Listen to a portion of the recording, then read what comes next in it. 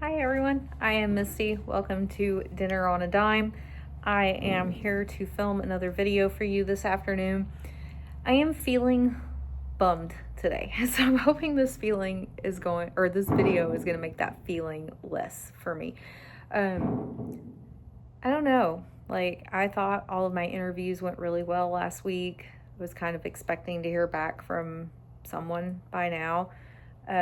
Phone's been awfully quiet today, and it's been aggravating. It is a hard feeling at my age to suddenly feel very unsettled in your life and not know exactly where you're headed or what it's going to look like when you get there. And so, I don't know. Today's been a hard day for me. My husband is out of town, and so I don't have anyone really to talk to about it per se, and so I'm struggling today.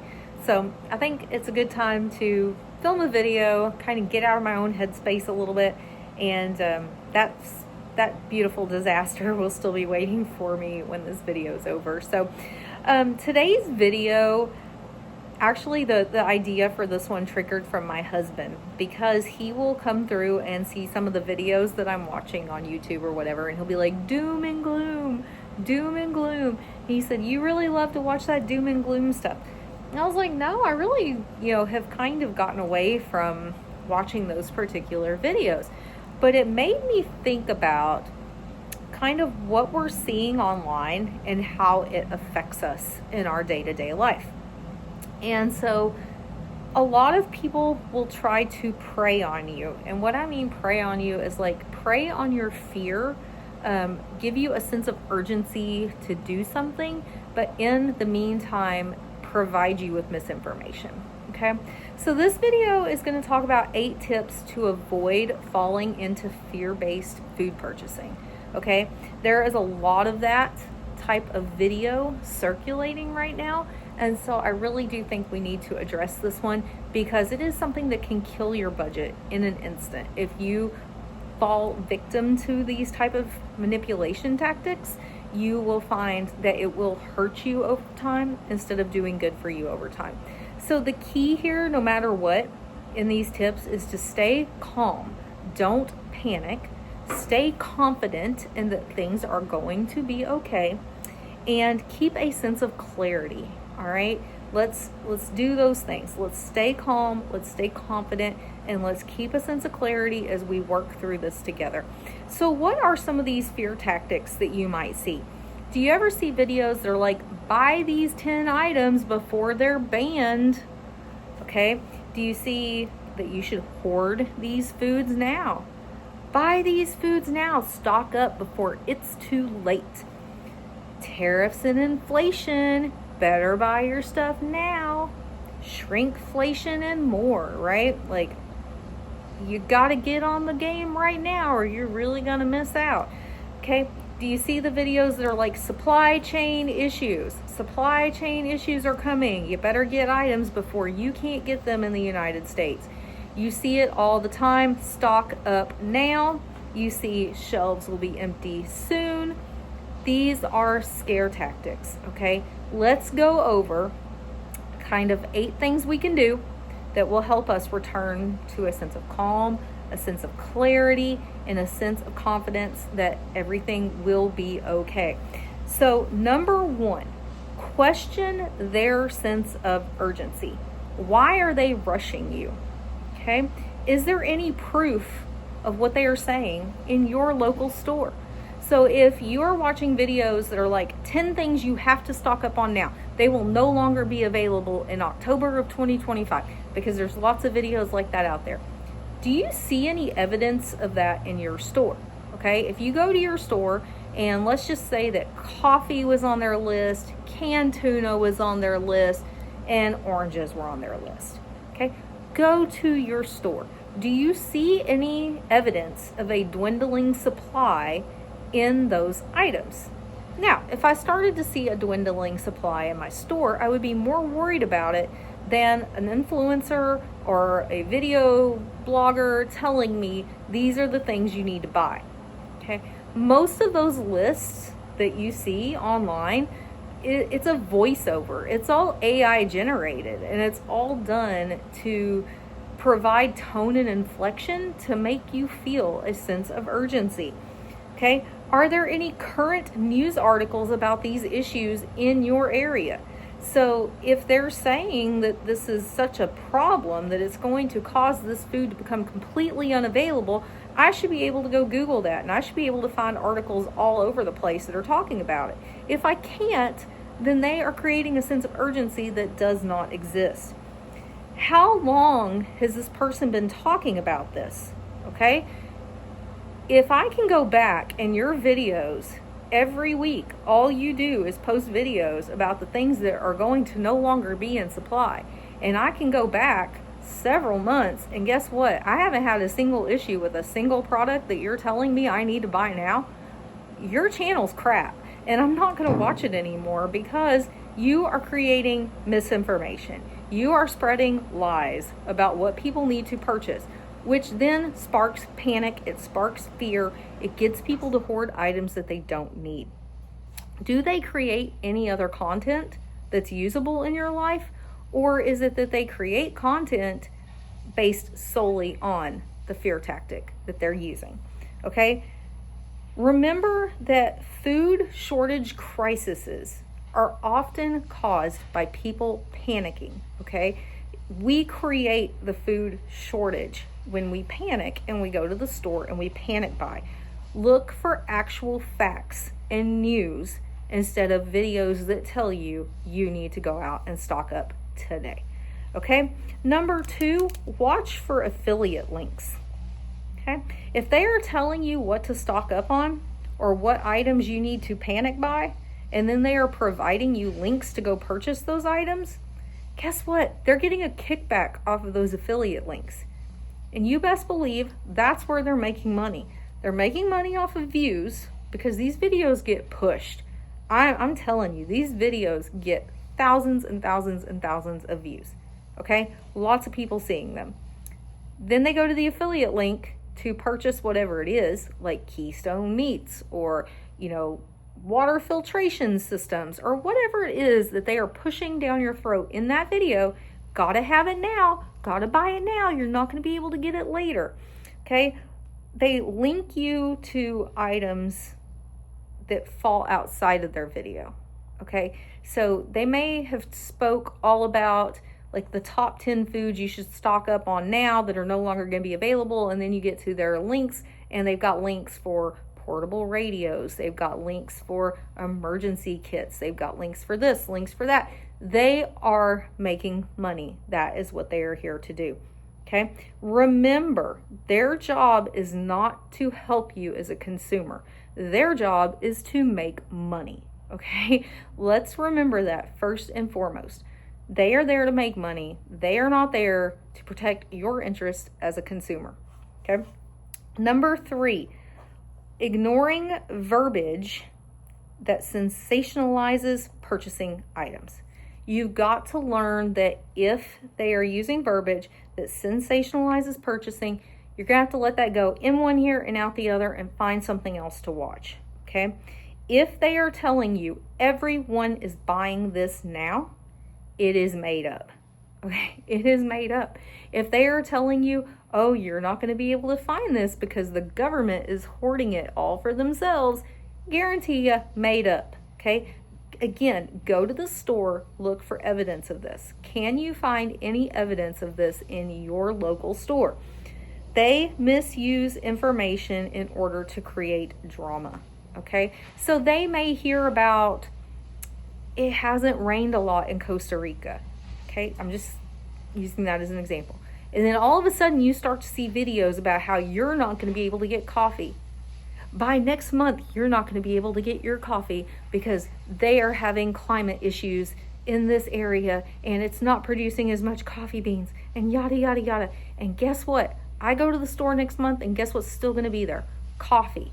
They pull little bits and pieces of truth and they pull them all together to create a false narrative that you need to buy something and you need to get on it now. You have to recognize the patterns that they're sounding the alarm. Okay, they are sounding the alarm They are creating fear and urgency, and they're getting you to buy more product. So is this the brand of their videos, or is this the truth? Is this a one-off? Like I'm sharing with you for the very first time that I have been to the grocery store and I noticed that I can't find toilet paper and I can't find water and I can't find grapes. This is kind of weird. Maybe I'm sharing it with you like, hey, go look for this at your store. But is this what you see from me week after week after week?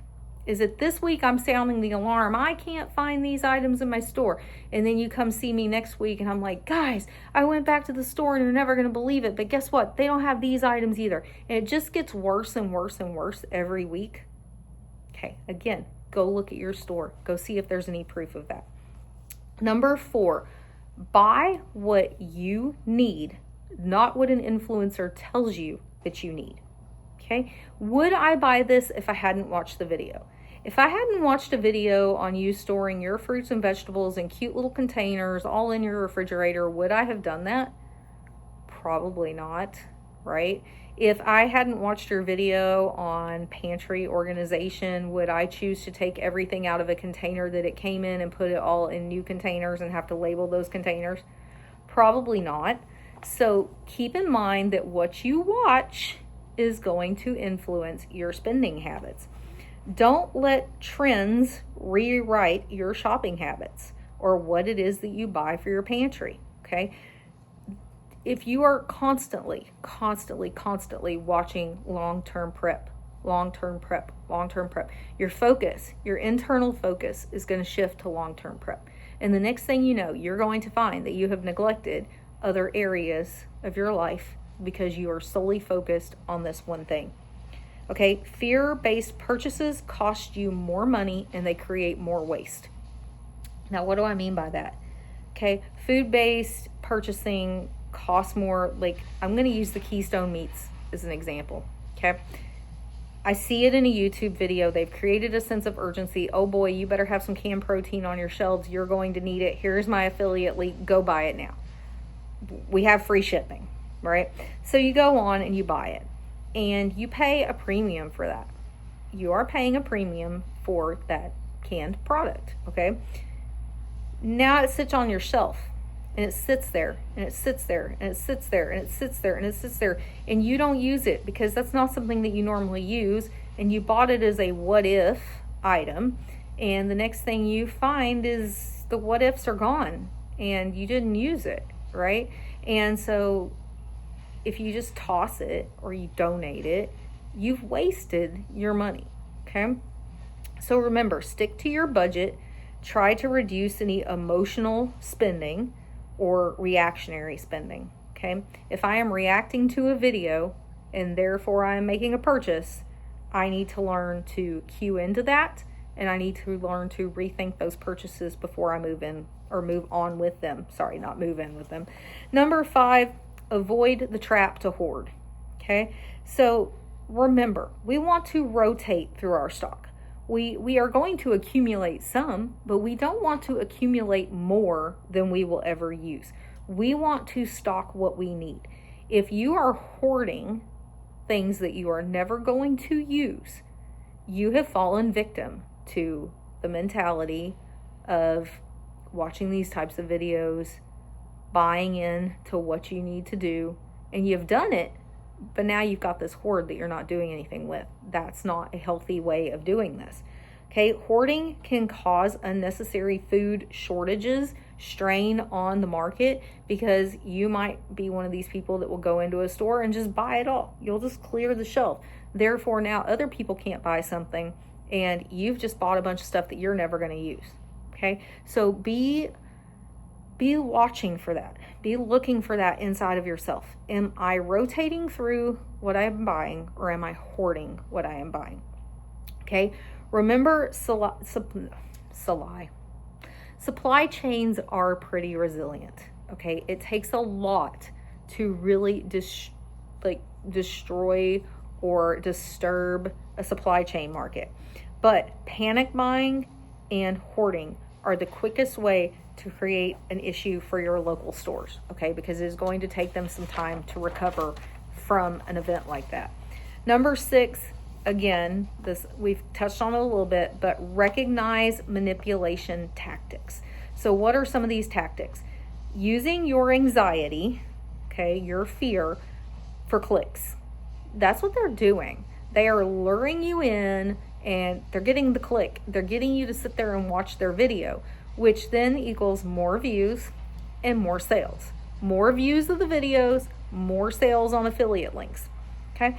If you find that you're getting kind of sucked in, okay, I'm going to go back to Keystone again. Sorry, Keystone. But if I find I'm getting sucked in and I'm like, okay, I should really order like 6 cans of each of these. Go ahead, go add it to a cart. That's not going to hurt you. But then give it 24 to 48 hours or longer if you can, and see if you still feel a need, an urgent need to make that purchase. Or do we now kind of feel differently about it?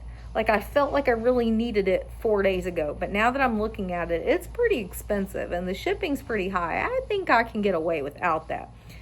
Also, talk about your purchases with others, because they can provide you some perspective, because they aren't sitting in front of the TV watching the videos that you are. They've got a different life view. And if you find that you might be losing your own perspective on what you should be doing, they can help provide additional perspective for you. Number 7, remember who the food authority is. Okay, viral videos do not make someone a food expert. Okay, my video today could hit 100,000 views, and that's great. I would love it if that happens. So please share with your friends, like and subscribe, ring the notification bell. I would love it if that happens, but it doesn't make me an expert on anything, because I'm not in your home and I'm not living your life. Okay, only you are doing that. So it's going to be up to you to try to determine what you need to do for your own home. Remember that a tone in these videos is set to be dramatic. It's dramatic to drive views. It's dramatic to increase fear. It is dramatic to get you to buy. Okay?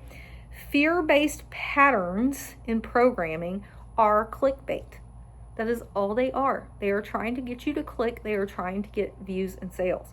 And then once you know what to look for and what patterns that they follow to get you sucked in, it's easier to stay away from those. Okay, so number 8 is kind of, what is your best game plan here? What's the easiest way to not get involved in this vicious cycle where, yeah, I want to watch YouTube content, but I also don't want to be sucked into fear-based buying. I don't want to be sucked into spending more money than I had, all of these type of things. So remember to focus on what is within your circle of control. Okay, so here's Misty's circle of control. These are things that I can fully control. Then there's this bigger circle of stuff that I can't control. I can't control everything that comes across my TV. I can't control everything, but what is within my circle of control? My circle of control is my meals. Okay, remembering to focus on my meals and what I enjoy making, what I enjoy cooking.